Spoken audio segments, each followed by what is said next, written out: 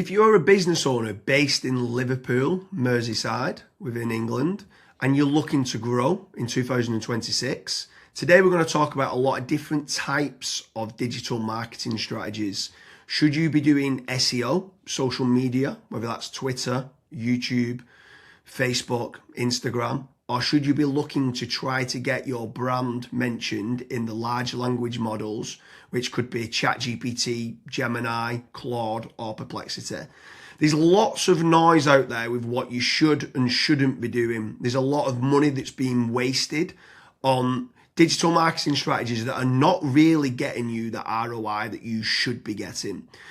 Before I get started, Kazra, with regards to bits of advice of how they can be getting more inquiries, if you're based in Liverpool within Merseyside, what bit of advice would you give to a business owner before they started spending any sort of money on marketing? Yeah, so Liverpool-based businesses, the number one issue that I see is they have maybe spent a load of money on PPC and they've not actually had that return back. So they've maybe spent £15,000 on PPC and they've maybe had, a handful of leads, and the leads that they have actually had, they've not been that great quality.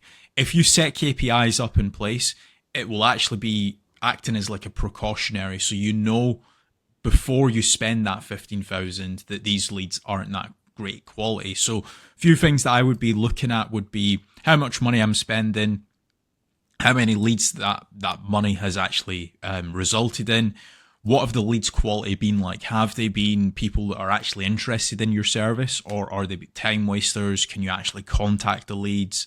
And then the last thing that I would be setting up for my sales team would be how quickly they actually contact those leads. So if you're spending money on, let's say, PPC, Facebook ads, SEO, a lead generation company, you want to make certain that your sales team is jumping on those leads very quickly. Because otherwise, if your speed to leads very slow, you're not going to actually end up closing that lead. It doesn't matter how much money you've spent on the lead, they've maybe went with one of your competitors. So set up those KPIs before you actually spend money on any of the marketing strategies that myself and James are going to go into. So James, let's go back to the marketing strategies. What marketing strategy would you recommend first? So step number one for me has got to be branding or brand SEO, and making certain that you're looking good online, you've got a strong reputation. I think everything needs to start, the foundations need to start with a positive kind of brand SERP of who you are and what you do. So a SERP stands for search engine results page, and getting that branding right across the board then can lead on to other things of what you can be doing. It will improve your conversion rate on paid ads or social media. Any leads that you get in, the conversion rate would be good. If at the 11th hour, they're going to decide who you're going to go with, branding, I think, becomes very, very important. So I'd say that's the first thing that people need to get right for all digital marketing strategies. My next strategy is going to be AI visibility. I feel like more and more companies are actually looking into this. So what does ChatGPT, Claude, Gemini, Grok, Perplexity say about your brand or about your business? Is it a positive thing or is it a negative thing? And also trying to figure out what it says about your competitors as well. And obviously trying to improve that's really important. Some people call it AI SEO, some people call it GEO, some people call it LLM optimization. But this is going to be a big thing in 2026 and also in the years to come as well. Yeah, I think that's a huge strategy that people need to be looking at with regards to artificial intelligence. More and more people are obviously using AI. The next one for me is filling in the form at FatRank or Promo SEO, which do a commission-based lead generation service for UK companies looking to grow. I think it's important to be looking at your own digital marketing efforts to generate your own leads, but also if you can use some freelancers and outsource some as well, you've got that diversification of leads. So head on over to fatrank.com, fill in the form and see whether they can help you with a no risk supply of inquiries. Promise you'll also do a very similar performance-based lead generation service as well that you might want to fill in the form with there, and just double check whether you can go and get a third-party lead generation company to top up and start generating you some leads for your business to grow in 2026.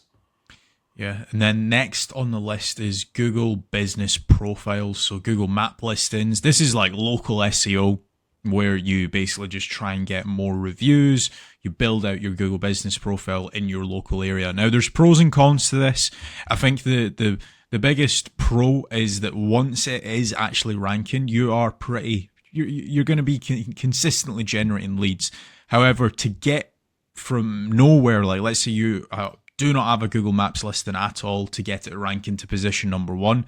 The issue you've got with that is there might be, let's say, a 60 or 100 review deficit.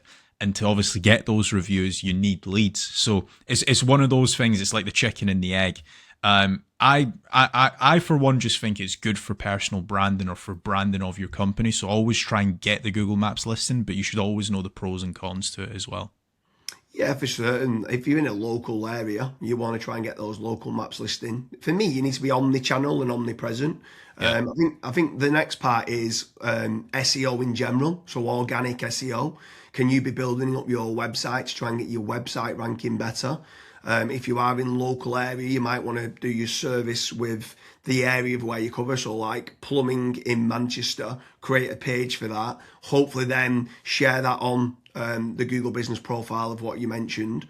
But trying to get organic rankings, the amount of search volume that people are out there searching for different services of what you do, or it could be some blog posts that you could be doing as well.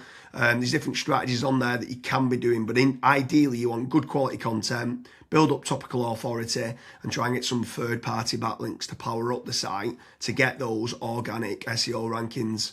I think that's another big part that you need to be doing as part of your digital marketing strategies in 2026.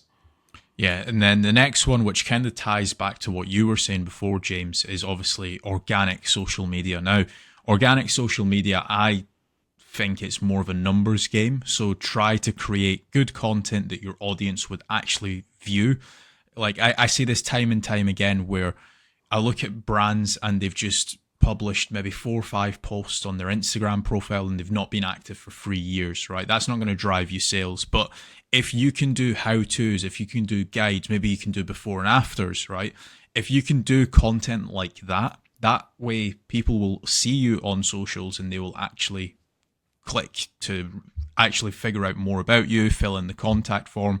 The caveat to organic social media, yes, it's free to do. It's not like PPC, for example, but it is very much a numbers game. So you want to be consistently uploading, maybe not every day, but at least 3 or 4 times a week. Yeah, for sure. On the subject of social media, paid social ads as well is massive.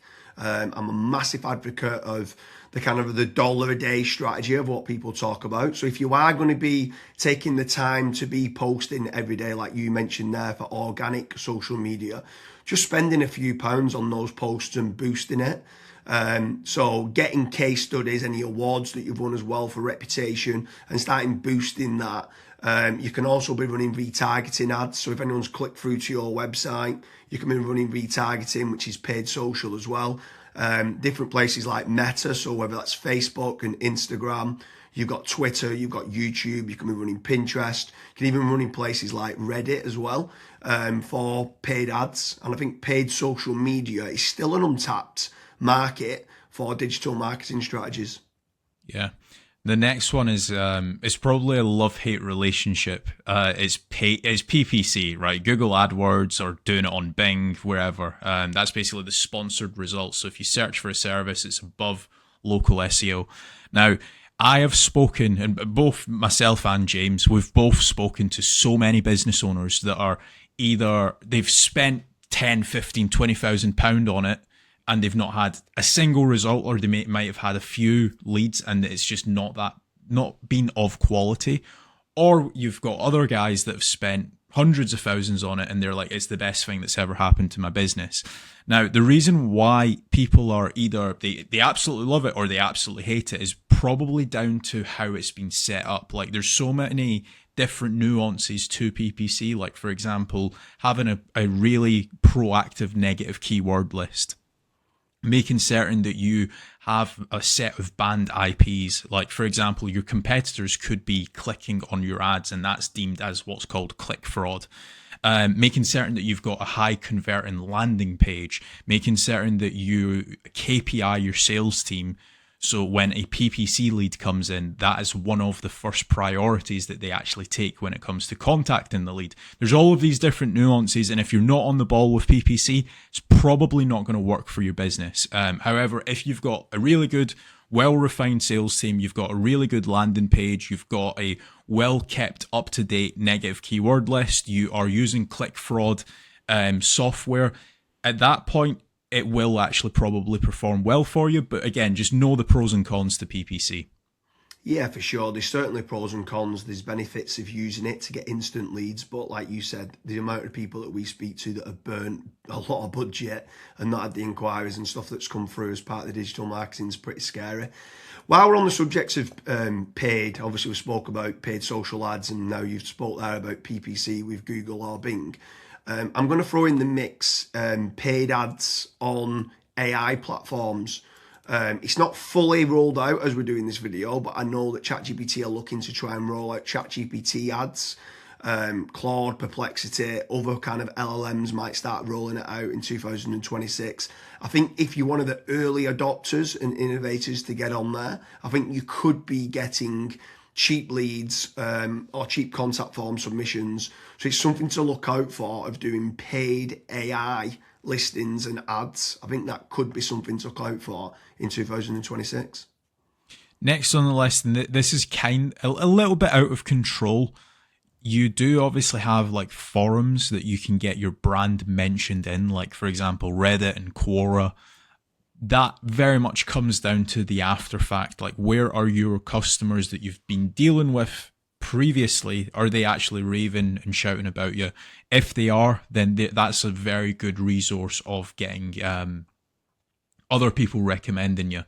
So if you can get that, again, it's a little bit out of your control, but asking for reviews, asking for them to recommend you to friends, to people, that can obviously generate you a decent amount of leads and inquiries as well.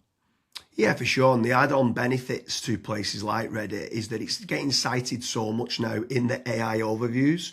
So when you spoke there early on about AI visibility, if you can try to get a positive kind of lot of people talking about the products and services of what you do and some reviews on there, it's indirectly then going to help you, or directly actually is going to help you with AI visibility. And then the last one for me is tradesman websites, so like Check a Trade, Bark, or teaming up with a third-party lead generation company. Something I would say with all of these practices, Kazra touched on earlier about making certain that you understand your KPIs and your ROAS, return on ad spend. I think it's very important for business owners that are doing any sort of digital marketing to be tracking how much time and effort's being put into, let's say, running organic social media or running paid ads. Everything should have KPIs put in place. And this is exactly the same then with tradesman websites like Check a Trade, Bark, Rated People, My Builder. These could all be amazing platforms to generate leads that could get you a positive return on investment. And if you do, you should continue to be using those platforms. There's certain lead generation companies out there as well that could generate you quite a lot of leads. They could be using organic SEO or PPC or social media ads to generate you those leads. But if they are getting you a positive return on investment, again, I'm all for it as part of your digital marketing strategies. But I just want to repeat one more time with regards to FatRank and Promo SEO. They do lead generation and they guarantee a return on investment. It's a commission-based lead generation service or performance-based lead generation service. So make sure you head on over there, fill in the form. That could just be one part of generating leads of many. You should be trying to generate your own. You should never have a single point of failure, and you should be trying to get that diversification. But make sure you head on over to Promo SEO or FatRank lead generation service as part of your digital marketing efforts in 2026. Thank you very much, Kazra.